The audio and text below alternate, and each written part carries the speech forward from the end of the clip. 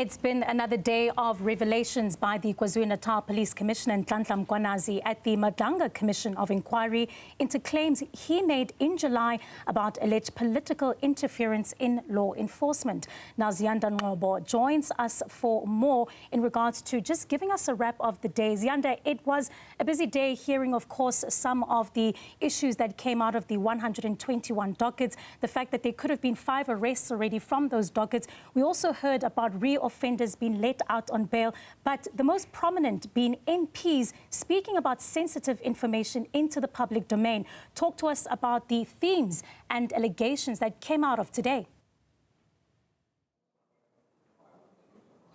And it's very important to talk about MPs talking about sensitive information, because when Mkwanazi is done with his testimony before this commission, he's expected to go to the ad hoc committee, which has also been dealing about how they will be managing the sensitive information that Mkwanazi is likely to bring. Now, it's interesting that he mentioned the name of Diane Kohler-Barnard, who's also on the reserve list of that ad hoc committee, and Fadiel Adams, the founder of the National Coloured Congress, expressing his concern at the fact that Adams seems to have access to classified information and was recklessly using it instead of actually, taking it to the Joint Standing Committee of Intelligence and going at length, even accusing Adams of being behind the arrests of KZN crime intelligence boss Dumisani Khumalo and other intelligence officials through, the influence and the tentacles that he had, and using this as sensitive information that he would have had access to.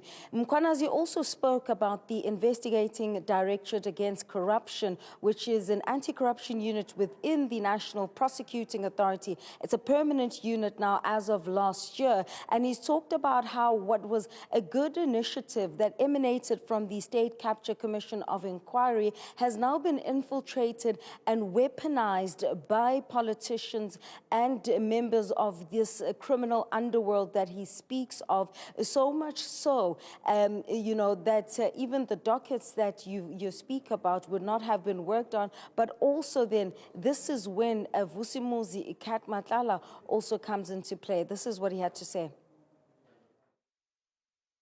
Of all the complaints that were presented on all these dockets given to IDEC, the only arrest of that entire team is based on this Ms. Mukwele that was appointed from BMW coming to crime intelligence. It is based on that.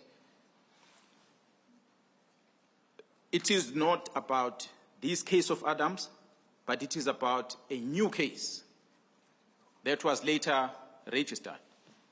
The complainant, the very same Mr. Adams, on a different statements that he now deposit to IDEC in January of 2025, not part to these ones of October. Same facts on this, and these dockets are with IDEC, but the arrest is effected on a new complaint by Mr. Adams, now specifically to this person. So it is why we are saying this is a strategy employed to make sure Special Commissioner Khumalo, that, as I kept on referencing, there's one central figure here, or there's one problem that needs to be fixed. And this problem is to stop the investigation of this drug cartel. And that is in Gauteng province. And the common person in this thing, it's Khumalo in the center.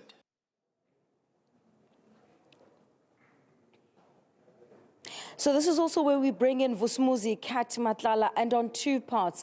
Mkwanazi says Nhlanhla is someone who's enjoyed privileges that are undue to him for a very long time, tentacles reaching even the local government sphere, where at least 4 or 5 vehicles, private vehicles of Vusimuzi Nhlanhla, were registered under the Ekurhuleni municipality by the chief of the Metro Police there as having and being afforded blue lights, unduly so, and going as far as unpacking, what the law stipulates about who gets blue lights, Metro Police, traffic police, and military police, and when blue lights are allowed. But also a conversation that Madlanga had with one of his associates, only identified as Van Wyk, where he is talking about a plot against the National Police Commissioner, Fani Masemola, in which it's clear that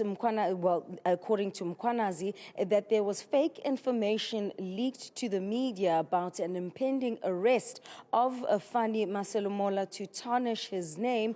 And in this communication that follows about this media report, this associate says not good, unaware of where Madlanga is going with the conversation, to which Madlanga responds to say, no, actually, this is a good thing because it now means that my person will become the next National Police Commissioner. So this is an indication of the levels on the tentacles, how far the tentacles of members of the criminal underworld reached, clearly from national all the way to a local government sphere, and which is reflective then of the scope and the work of this Madlanga Commission insofar as the terms of reference are concerned.